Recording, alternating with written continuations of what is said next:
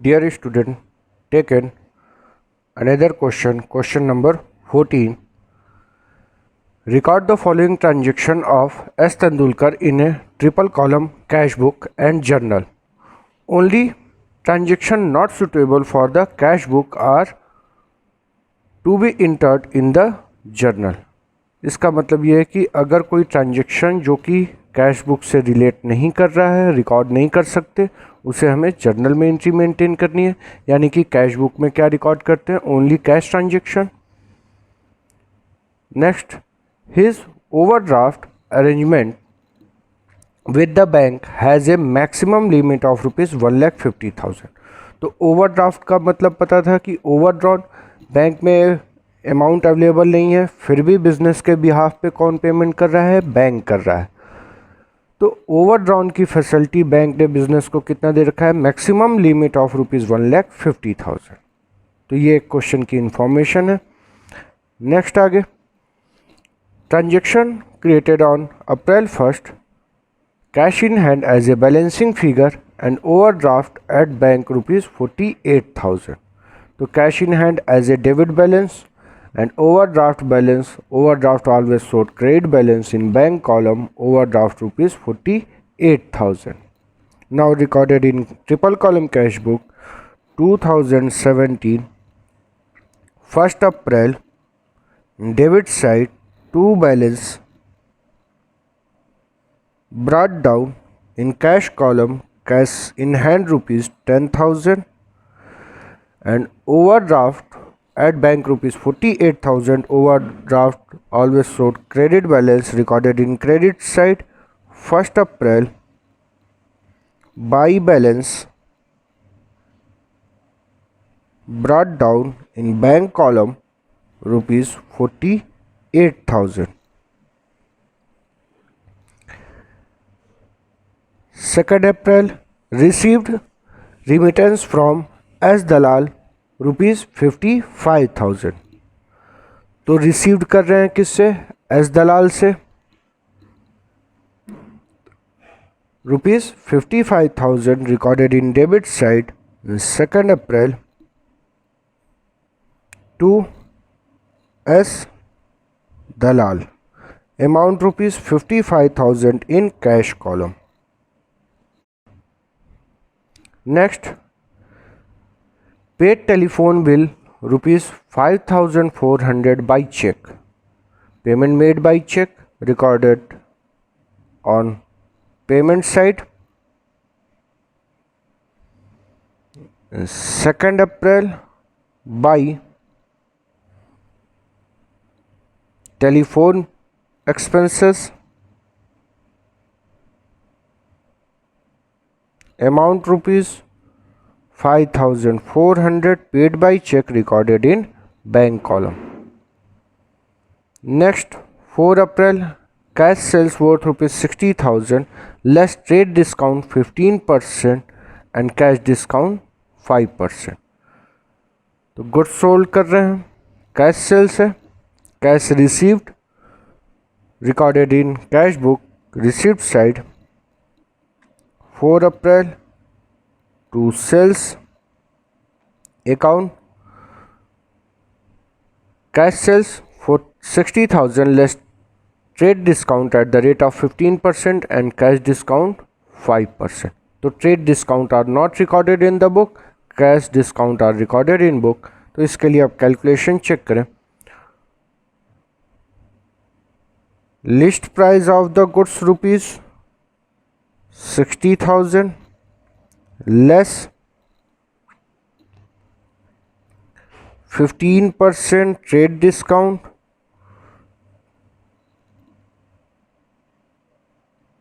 $9,000, $51,000 as a sales value less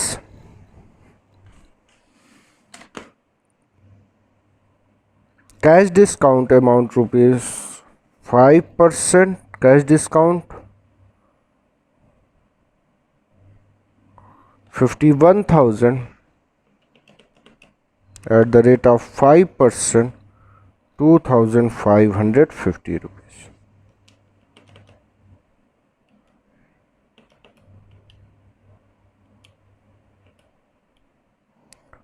48,450 rupees.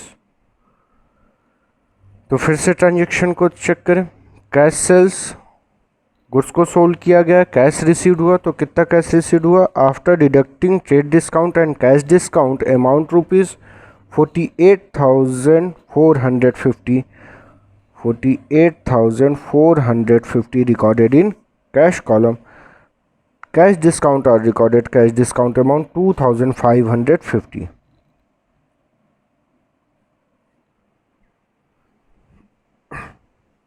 Next, 5 April paid to Rahul cash rupees 15,000 and check for rupees 40,000 in full settlement of his due for 56,000. Payment कर रहे हैं राहुल को, cash में कितना payment किया 15,000 और check से कितना पेमेंट कर रहे हैं 40,000। Total payment value rupees 55,000 in full settlement of his dues for 56,000। लेकिन बिजनेस के ऊपर लाइबिलिटी कितनी थी पे करना 56,000 की, और इन फुल सेटलमेंट पेमेंट कर रहे हैं amount rupees 55,000। In full settlement of his account में लैंग्वेज हमें क्लियर है कि वहाँ पे क्या होता है डिस्काउंट, तो यहाँ पे डिस्काउंट रिसीव्ड है एज ए प्रॉफिट। पेमेंट कर रहे हैं, पेमेंट साइड रिकॉर्ड करेंगे 5 April by Rahul in cash column rupees 15,000 and payment made by check amount rupees 40,000 in bank column. Total due amount 56,000, only paid rupees 55,000 in full settlement, 1,000 as a discount received. Next transaction 6 April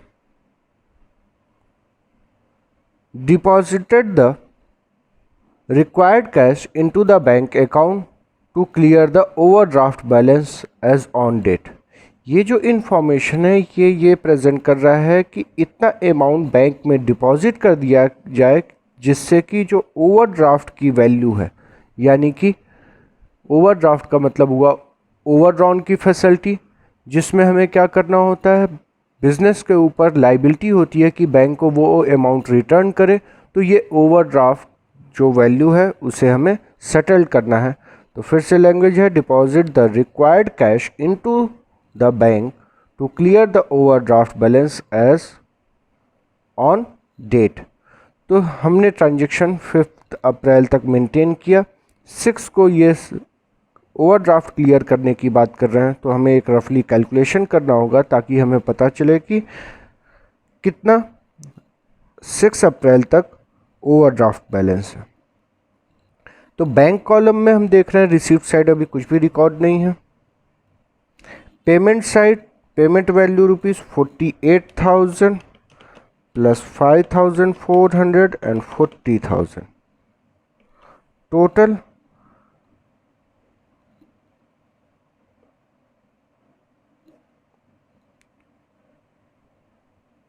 total payment rupees 93,400। तो ये as a overdraft facility है 93,400 का 6 अप्रैल तक overdraft है, अब इसे settled करना है, तो इतना अमाउंट हमें कहाँ बैंक में डिपॉजिट करना होगा। इसके लिए जो कैश में वैल्यू अवेलेबल है, यानी कि कैश में जितना अमाउंट है उससे हम क्या करेंगे बैंक में अगर डिपॉजिट कर दें तो ये ओवरड्राफ्ट सेटल्ड होगा। 6 April to cash account in bank column 93,400 और चेक करें हमारे पास कितना अवेलेबल है cash 10,000 in cash column debit side plus 55,000 plus 48,450। तो हमारे पास total available balance in cash balance rupees 1,13,450, जो कि ये कैश का रिसिप्ट साइड टोटल वैल्यू है, तो हम ये ओवरड्राफ्ट का सेटलमेंट कर सकते हैं। तो इस वजह से हमने अमाउंट डिपॉजिट किया बैंक में on same day 6 April by bank in cash column, cash deposited into bank 93,400 as a contra entry. Both sides are recorded. Cash and bank column both are affected. Now contra entry. तो ये था 6 की date में जो overdraft facility थी उसे settle करने की, ये हमने एंट्री कंप्लीट की। Next 8 April paid rates rupees 1200, repair to office furniture 400 and postage rupees 300 all in cash। तो ये जो भी एक्सपेंसेस है, rates, repair and postage, all payment in cash. Payment side 8 April by rates payment made in cash in 1200 cash column by repairs rupees 400 in cash column and by postage in cash column amount rupees 300, all payment made in cash on same day 8 April. Next transaction 9 April, sells proceeds to household furniture rupees 10,000 was deposited in the bank।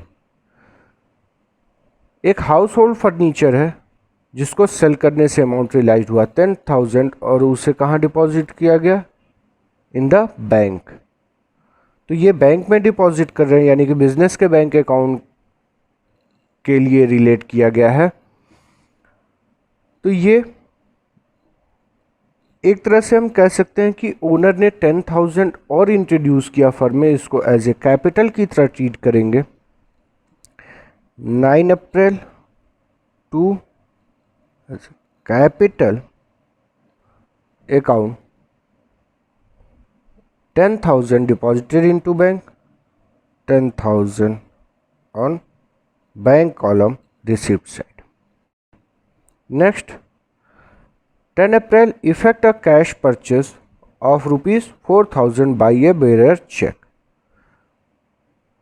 Cash purchase means goods purchase कर रहे हैं amount 4,000 का, जिसका payment check के through किया गया है। Payment शायद 10 April by purchase in bank column payment made by cheque rupees 4,000। Next 11 April, received from an outstation customer a net amount by a cheque of rupees 14,630 after allowing 5% discount. Cheque was deposited into the bank on 12th April। The bank debited rupees 25 as collection charges। तो received from an out station customer a net amount, check received हुआ है जो कि amount है 14,630 का, और ये जो अमाउंट रिसीव्ड है वो आफ्टर डिडक्टिंग 5% डिस्काउंट है। तो ये 11 को चेक रिसीव्ड हो रहा है। उसी दिन हम बैंक में नहीं डिपॉजिट कर रहे हैं, इन्फॉर्मेशन दे रहा है cheque was deposited into the bank on 12 April. कब डिपॉजिट कर रहे हैं, 12 अप्रैल को। तो जिस डेट में चेक बैंक में डिपॉजिट होगा उसी डेट में रिकॉर्ड करेंगे। Recorded on debit side 12 April to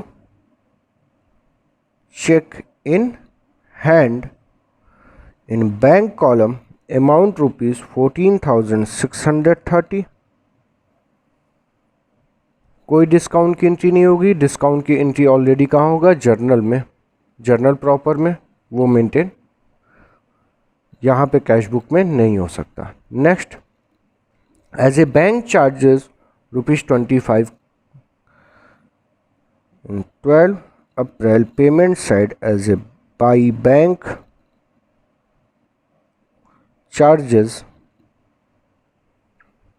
amount rupees 25 in bank column. Next, purchase goods from Aryan for 80,000 and check was issued to him on 14th after deducting 5% cash discount. Goods purchase कर रहे हैं आर्यन से, तो ये purchase है 12 अप्रैल को, तो ये क्रेडिट ट्रांजेक्शन हुआ. इसका चेक से पेमेंट कर रहे हैं 14 आफ्टर डिडक्टिंग 5% कैश डिस्काउंट. तो जिस डेट में पेमेंट कर रहे हैं उस डेट में रिकॉर्ड करेंगे payment side 12 April by Aryan. Payment amount total purchase था 80,000 का, after deducting 5% cash discount less 5%, तो 76,000 as a payment made by cheque and discount column rupees 4,000. Payment made by cheque, payment करते समय डिस्काउंट रिसीव्ड हुआ as a profit, तो ये discount column received side 4,000. Next 15 April sold goods to Dinesh rupees 40,000. Goods sold कर रहे हैं दिनेश को. Further कोई इन्फॉर्मेशन नहीं है कि कैश में है या चेक रिसीव्ड या कैश रिसीव्ड, तो ये transaction as a credit transaction है, कैश बुक में रिकॉर्ड नहीं करेंगे. Next 17 Dinesh return goods worth rupees 1,000 and settled his account after deducting 4% cash discount. The check was immediately deposited into bank. तो Dinesh return goods, तो उसके पहले अभी जो ट्रांजेक्शन था जिसको हमने क्रेडिट ट्रांजेक्शन बताया था, अब यहाँ पे क्या करा है, दिनेश ने गुड्स रिटर्न किया 1,000 का, ये भी रिकॉर्ड नहीं होगा कैश बुक में. And settle his account after deducting 4% cash discount. तो उनसे अमाउंट रिसीव्ड होगा 17 को, 17 अप्रैल टू दिनेश. अब अमाउंट कैलकुलेट करें. टोटल सेल किए थे 40,000 का, जिसमें से 1,000 दिनेश ने रिटर्न कर लिया था. अब रिसीव्ड अमाउंट कितना बनता है 39,000. तो 39,000 वैल्यू रिसीव करते समय बिजनेस ने डिस्काउंट प्रोवाइड किया कितना, after deducting 4% discount at the rate of 4%. discount 1,560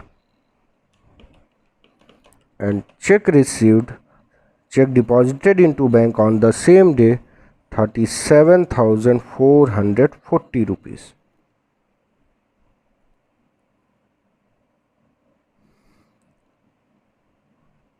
Next, bank notifies that Dinesh check has been dishonored and bank debited rupees 100 for charges. यानी कि ये 17 में जो दिनेश का चेक हमने डिपॉजिट किया था वो बैंक इन्फॉर्मेशन दे रहा है कि जो दिनेश का चेक था वो डिसऑनर्ड, दैट मीन्स बाउंस हो गया, कोई अमाउंट कलेक्ट नहीं हुआ और उसके बदले बैंक चार्जेस भी कितना लगा 100 rupees. In 17 April by Dinesh,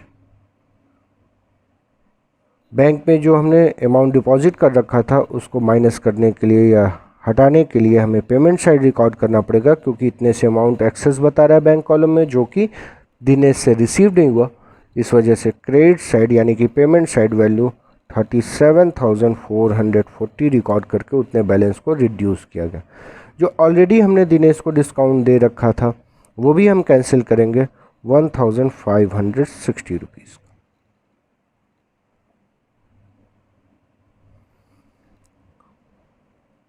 sorry, date 20 April. Next 29 April withdrawn from bank. Again 20 April dishonoured की एंट्री कंप्लीट की गई and bank debited ₹100 for charges on 20 April by bank charges amount ₹100 in bank column. Next 29 April withdrew from bank account the sum of ₹25,000 in preparation of salary payment made in cash every month. तो 29 April को जो entry पास करेंगे वो as a salary purpose के लिए bank से withdrawal कर रहे हैं 29 अप्रैल को टू बैंक इन कैश में विड्रॉल है in cash box cash column ₹25,000 on 29 April by cash bank से विड्रॉ किया गया 25,000 as a contra entry recorded on both side both column are affected.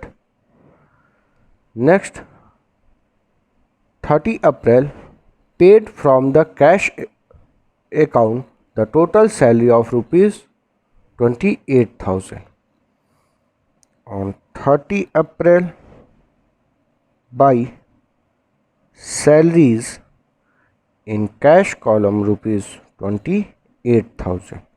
तो 25,000 हम विड्रॉ करके ले आए थे कैश में. वो जो अवेलेबल अमाउंट था उसमें और अमाउंट इंक्लूड करके टोटल सैलरी पेमेंट ₹28,000 तो उसे हमने 30 अप्रैल में पेमेंट किया. Next 30 April due from bank for office use raising the overdraft to the maximum permissible limit. अब ये इंफॉर्मेशन क्या है? सबसे पहले क्वेश्चन में ही हम लोगों ने देखा था कि जो फर्म है बिजनेस है उसको अलाउड है मैक्सिमम लिमिट ऑफ विड्रॉल कितना 1,50,000. तो ये लास्ट इंफॉर्मेशन यही कह रहा है कि क्या किया गया due from bank for office use raising the overdraft. Bank से इतना अमाउंट विड्रॉ किया गया जिससे ओवरड्राफ्ट की मैक्सिमम लिमिट जहाँ तक है उतने अमाउंट के लिए विड्रॉल की बात कर रहे हैं. तो ये ट्रांजैक्शन रिकॉर्ड करने के लिए पहले हमें कुछ रफ में कैलकुलेशन करना होगा, उसे समझें. बैंक कॉलम डेबिट साइड यानी कि रिसीप्ट साइड का टोटल करेंगे और पेमेंट साइड का टोटल. तो चेक करें जरा. Bank as a receipt side value ₹93,400 plus 10,000 plus 14,630 plus 37,440. Receipt side bank column ₹1,55,470 and payment side of bank column 48,000 plus 5,400 40,000 4,000 ₹25 76,000 plus 37,440 plus ₹100 plus 25,000 2,35,965. Receipts में से अगर पेमेंट साइड हम माइनस करें तो कितना ओवरड्राफ्ट है ये हमें पता चल सकता है. Overdraft OD on 30 April. Received side 2,35,965 minus 1,55,470. तो ओवरड्राफ्ट ऑन 30 अप्रैल शो कर रहा है 80,495 और हमारे पास ओवरड्राफ्ट की मैक्सिमम लिमिट है 1,50,000.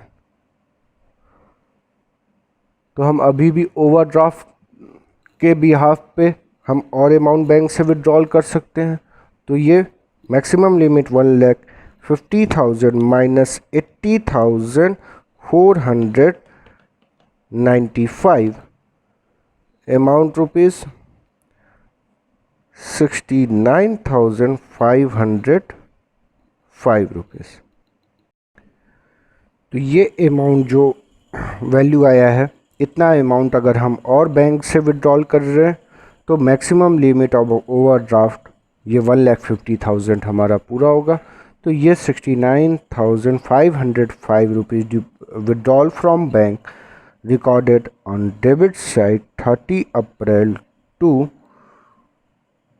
bank contra entry in cash column 69,505 rupees which was withdrawal from bank for maximum limit, and 30 April by cash contra entry in bank column 69,505।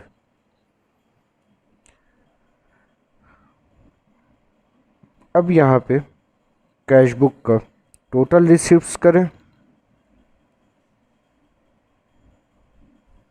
और ये total payment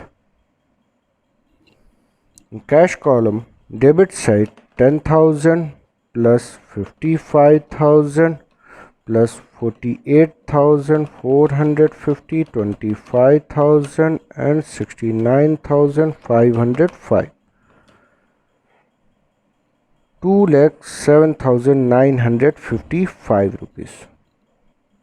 Payment side total value rupees, cash column 15,000, 93,400, 1,200, 400, 300 and 28,000, 1,38,300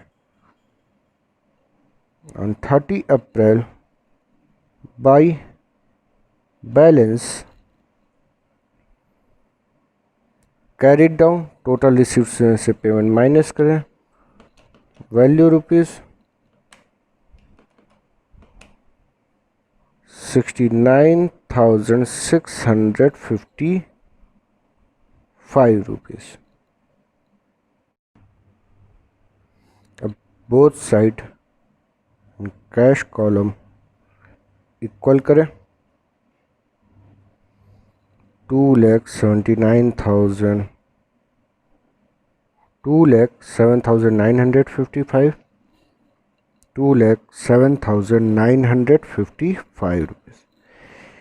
bank column overdraft है, payment side access होगा, payment side का total करें 48,000 plus 5,400, 40,000, 4,000, 25 rupees, 76,000, 37,440 plus 100 rupees as a bank charges, 25,000, 69,505 rupees, 3,05,470 rupees.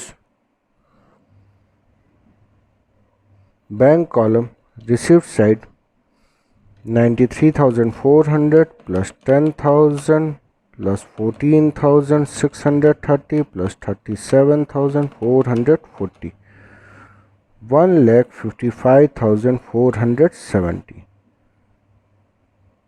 तो bank का payment side access है 3,05,470, 3,05,470. 30 April to balance carried down, overdraft balance 3,05,470 minus 1,55,470 as overdraft maximum limit 1,50,000. ये balance show कर रहा है according to question, due from bank for office use raising the overdraft to the maximum permissible limit. तो maximum जो हमारे साथ permissible limit था वो कितना था 1,50,000, वो हमने यहाँ शो कर दिया।